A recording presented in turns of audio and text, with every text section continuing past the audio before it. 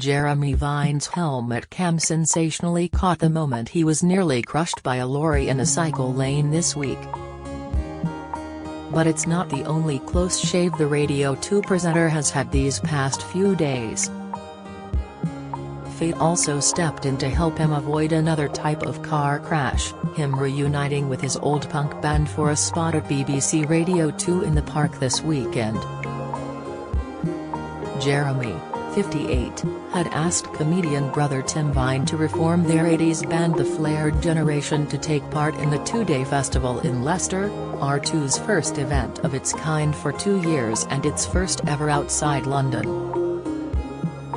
But luckily for music fans, Tim is on a stand-up tour instead, leaving Jeremy to focus on hosting duties alongside fellow DJs Zoe Ball, Sarah Cox and Vernon Kay, while legends such as Bananarama, Tears for Fears, Simply Red and Kylie Minogue take to the stage.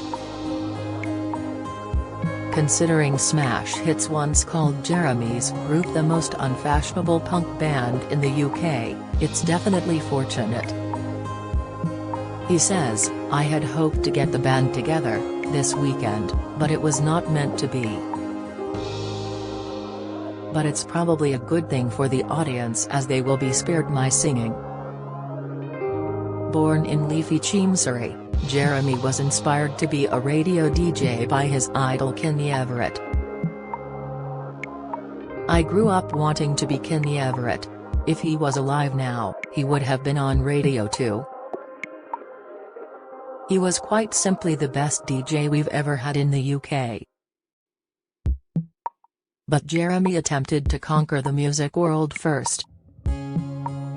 At the time Smash Hits gave them that dubious honor, the band thought they had made it. "It might have been for the wrong reasons," he admits. "But we really did think we were going to have a career. We were getting lots of coverage on the radio." Years later, after it dawned on them they were never ever going to make a living from music, Jeremy went into journalism. He adds, "There was a reporter on Radio 1 called Simon Leach who interviewed the Flared Generation and then I ended working on the Today program with him. I always worried he would recognize me as the guy who came into his studio wearing flares." Over our Zoom call, Jeremy assures me the flares are gone but I can see the taste in psychedelic patterned shirts has not. When I comment on this, the 58-year-old laughs and jokes, "You've got to hold on to some things." A self-confessed nerd, Jeremy has developed a somewhat unlikely bromance with new cool kid of the Radio 2 block Vernon Kay. Former Radio 1 DJ Vernon, 49, joined the station in May 2023 as a new host of BBC Radio 2's mid-morning show from May, replacing Ken Bruce. Jeremy says, "I'm on straight after Vernon, so we've got to know each other." The pair meet up outside of work and even share dad tips over lunch. Jeremy is dad to 2 girls with wife Rachel Schofield, Martha, 19, and Anna, 16, while Vernon shares 2 teenagers with Strictly hostess Daly, Phoebe, 18, and Amber, 14. "We do talk about parenting," says Jeremy. "I have said to him, he has got to remember that we are there to be the clowns. You have teenage girls, and your role is just to have the mickey taken of you the whole time. That's basically your role, so you just accept it." Jeremy will be in Leicester with Vernon and the rest of the Radio 2 gang, including breakfast DJ Zoe Ball and drive time presenter Sarah Cox. He's hoping they can show the millennial and Gen Z DJs over on Radio 1, famed for their own big weekend events, a thing or two when it comes to having fun. "We'll try to give Radio 1 lot a run for their money. We will definitely give it a go," he says. "I've known Zoe a long time. And I see Sarah a lot but I've never been out with her. He adds, "We are all overdue a major party together.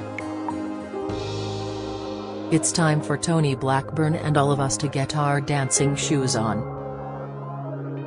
Jeremy might be upbeat, but it's been a tough time of late.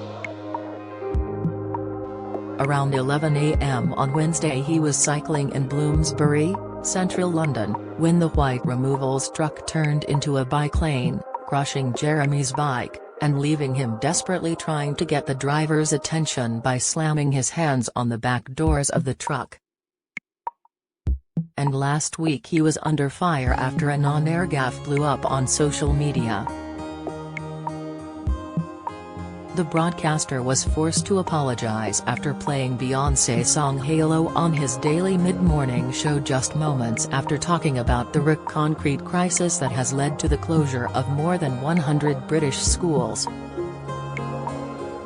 The radio host played the song, which contains the lyrics "Remember those walls I built? Well, baby, they're tumbling down," after reading out a listener's comment which slammed the UK for its handling of the concrete crisis. So how did that happen? "It's pretty much all automated, but we do check what's been lined up," he reveals. "We've had situations where there's been a fire and then the next track cued is Disco Inferno, and obviously, you would not ever play that." Once they were discussing the age-old conspiracy theories about a plot to kill Princess Diana. "By chance, the next track was Killer Queen. We spotted that," he admits. "But Halo slipped through. I didn't even realize until it started trending on Twitter." Others have also accidentally slipped through the net. "We did an item about torture that was followed by Dion Bromfield's 'Ouch that hurt,'" he adds.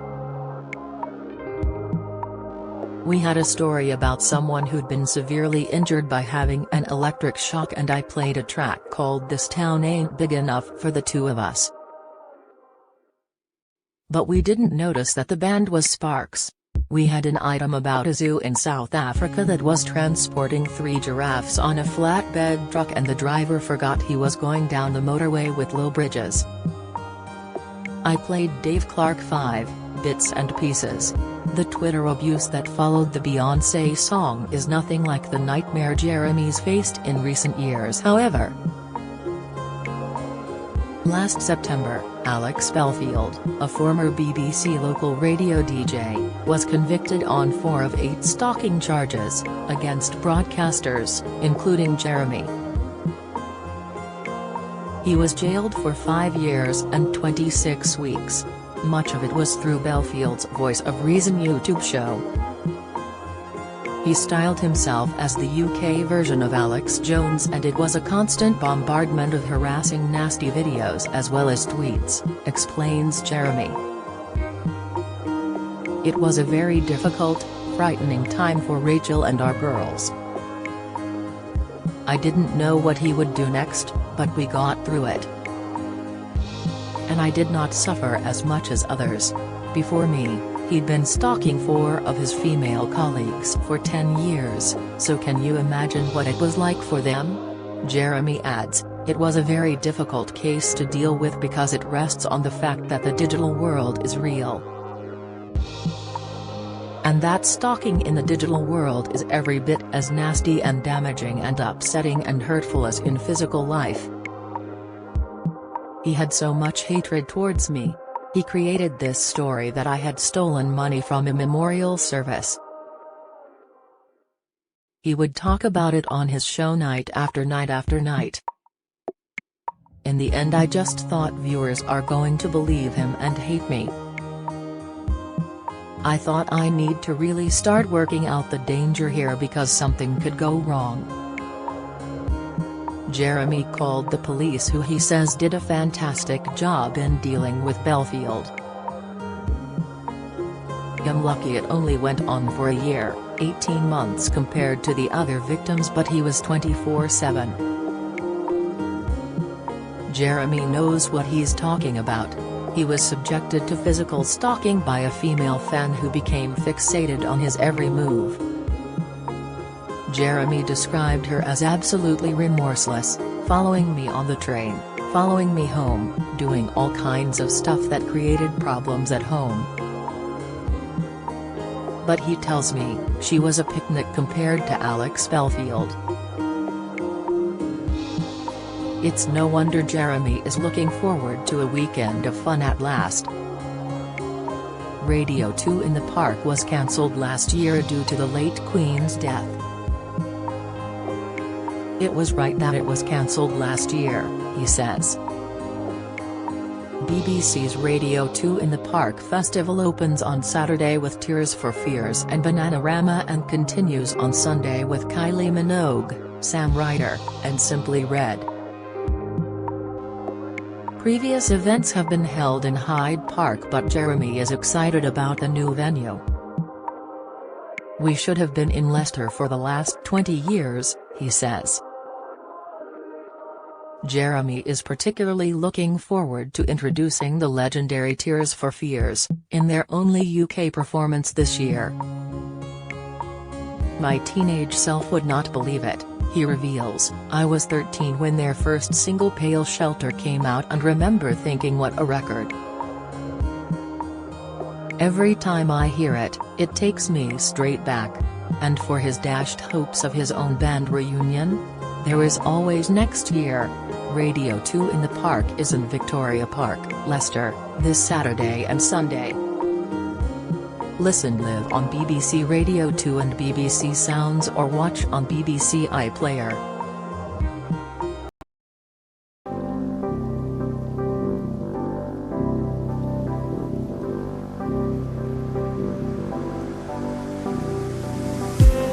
I just need